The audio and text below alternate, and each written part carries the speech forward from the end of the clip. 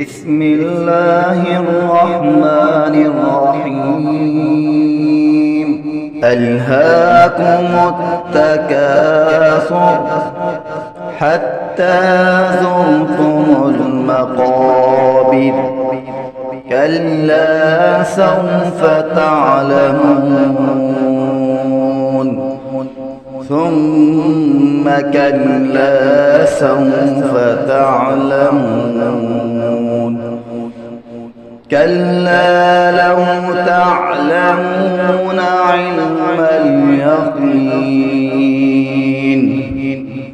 لترون الجحيم ثم لترونها عين اليقين ثم لتسألن يومئذ عن النعيم.